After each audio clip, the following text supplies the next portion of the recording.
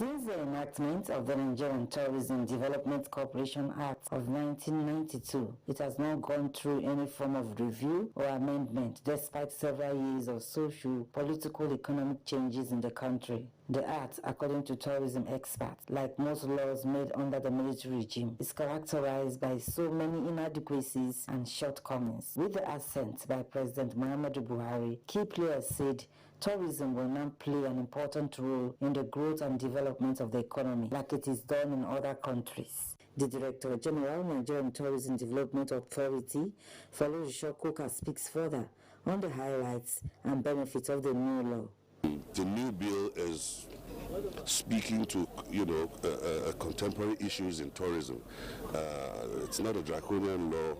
It's about collaboration between states and the federal government in raising revenues within the tourism industry. It's about the Tourism Trust Fund, which is now a vehicle that we use to invest in tourism assets.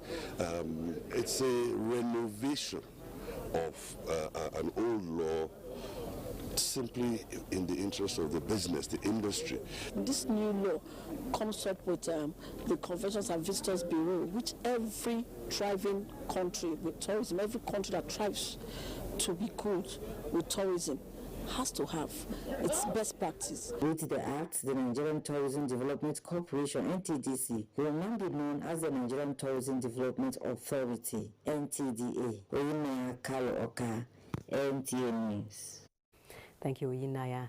All is now set for the 2023 general elections, says Professor Mahmoud Yakubu, who has visited the National Collation Center as well as ad hoc staff undergoing training in Abuja. Mio Ugidi has details.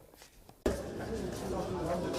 2023 general elections, just a week away, and the INEC chairman, Professor Mahmoud Yakubu, away from his office to the government secondary school, Gariki, Abuja, inspecting ad hoc staff undergoing training. From here off to the International Conference Center, Abuja, housing three major venues for the elections: the National Collation Center, the Situation Room, and Press Center. We're going to get feedbacks from all the states, what's going on in the states, and also we'll be having press briefing. And in a few days' time, we're going to be having daily briefings here also. Naira scarcity and the protest generated in some parts of the country, not threats to the elections, the INEC chairman assured. But as I keep saying, we will not suffer any hindrances. What is happening around the country, the protest that you have mentioned, this is an issue that we are going to discuss with the security agencies. By this time next week, Nigerians will be voting in over 176,000 polling units nationwide. And the outcome of that process for presidential election will be compiled here, and the choice made by Nigerians for the next president of the country will also be announced at this venue. That is an assurance coming from the confident national chairman of INEC, Professor Mahmoud Yakubu, to Nigerians that next week, Saturday, 25 of February 2023, presidential and National Assembly elections will hold. That means by Sunday or Monday, Nigerians will know their president and vice president-elect, as well as members of the National Assembly. Until then, my name is Mie Ogedi from the National Collation Center, ICC, Abuja. And ahead of the elections, the Southeast Council of Traditional Rulers has urged its people to ignore the sit-at-home order and massively go out to vote for their preferred candidates. This is contained in a communique issued at the end of its first 2023 Executive Committee meeting held at the Old Eastern Nigeria House of Chiefs in Enugu. The communique re-emphasizes the role of traditional rulers in the maintenance of peace and order and appeals to security agencies to ensure a safe and conducive atmosphere in the forthcoming exercise. The council also charges monarchs in the region to take control of their domains and ensure everyone is safe before, during and after the national event through effective collaboration with security agencies. towards checking violence in the upcoming 2023 general elections to allow for credibility and peaceful polls. The Nigeria Police Force has engaged personnel on a training session to map strategies on how to checkmate thuggery and anti-and vices before, during and after the exercise in Cross River State. Oba Hyacinth reports. We were drilled on the role of police officers in election security management, crowd control and respect for human rights. I think everybody here now knows his rights. The public there, they have their rights. We also we have our own rights. We are now equipped on how to deal with the public, in a more matured way. The area of alternative dispute resolution also was addressed also. As an organization that is saddled with the responsibility of training police and making them well prepared for whatever assignment they are being sent to do, we felt it would be proper to kind of give them a pre-orientation before the process of the elections on how they should compose themselves when they get there and how they should carry out their functions. With less than a week before the commencement of the 2023 general election, officers say the training is apt and timely in preventing all forms of electoral malpractices capable of truncating the integrity of the electoral process. In Calabar, Oba Hyacinth, NTA News. Well, it's just a week to the 2023 general election, and the military is engaging major stakeholders to ensure no part of the Northeast region. The governor of Imo State, Hope Uzodimma, who delivered a lecture at the symposium organized by the National Defense College in Abuja, gave a detailed experience on the Southeast situation and the way forward. Defense correspondent Ismail Musa reports. In Imo State may just be similar across several claims, but what makes it expedient is having an incumbent governor sharing his bitter experience in a presentation titled National Security, Strategic Leadership and Development, My Political Experience, with emphasis on the difficult task of fighting complex security situations and to foster ties in translating this lecture into workable solutions. The state is seeking collaboration with the National Defense College to stem the tide.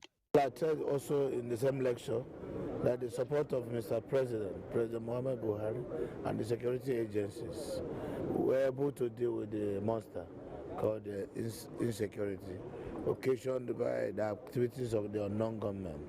We brought it into the barest minimum, and the Imo State is relatively now peaceful. Governor Hope hopes that as days pass by, the new platform created by this research document will assist in further developing the state and the region to its full potentials. From the National Defense College in Abuja, Ismail Musa, NTA News. Stay tuned for more political stories on News Panorama after some messages. The vaccine.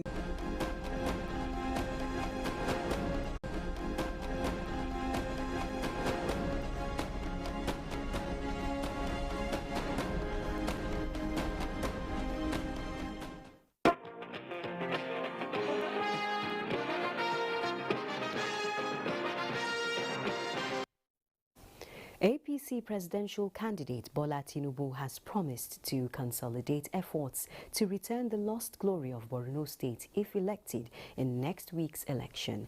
This was at the APC presidential and governorship campaign rally in Maiduguri, which rounded off the state rallies of the presidential candidate. Musbao Danwahab was there for NTA News. In Maiduguri was an unusual entourage, a visitor and a former chief host. A son of the soil, former governor of the state and serving senator was here with his principal, Ashiwaju, and other political family members to seek home support for a much greater aspiration. It was apparently a visit to fulfill all righteousness by the APC presidential campaign train as local party loyalists pulled their weight with their turnout in this frontier of the Northeast.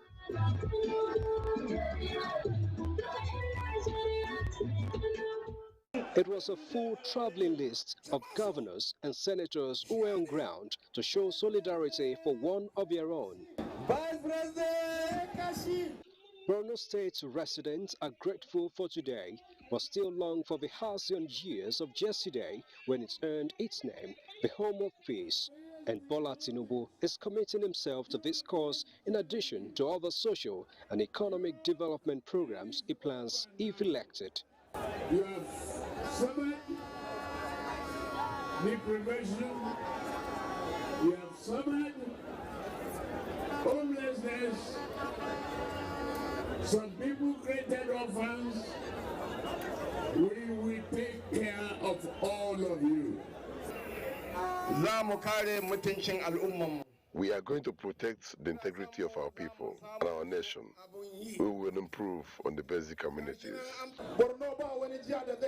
Borno State will not discourage anyone from voting. As for me, I have promised to move the state forward.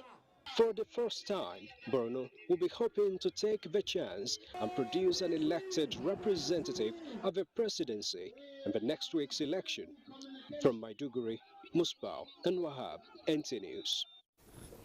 Supporters of the Labour Party presidential candidate Peter Obi are optimistic of victory in next Saturday's election, with various solidarity groups taking to the streets to galvanize support for the party. David Irie reports.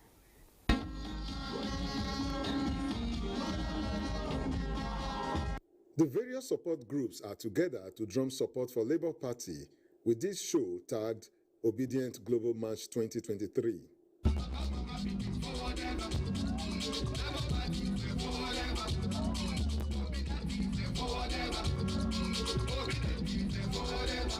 From the Eagle Square, the youths took to the major streets, preaching the gospel of good tidings of what Nigeria stands to gain if Peter Obi is elected before betting the show at the city gates. Keep your faith strong. Do not be scared. Do not cower. Do not lose faith, because we shall win this election. We are going to start now moving to the wards and polling unit on the 19th, 22 until 23rd.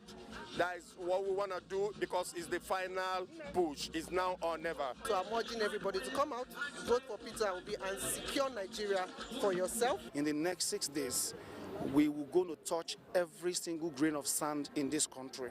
Vote Mama, Papa, Pikin. Furthermore, state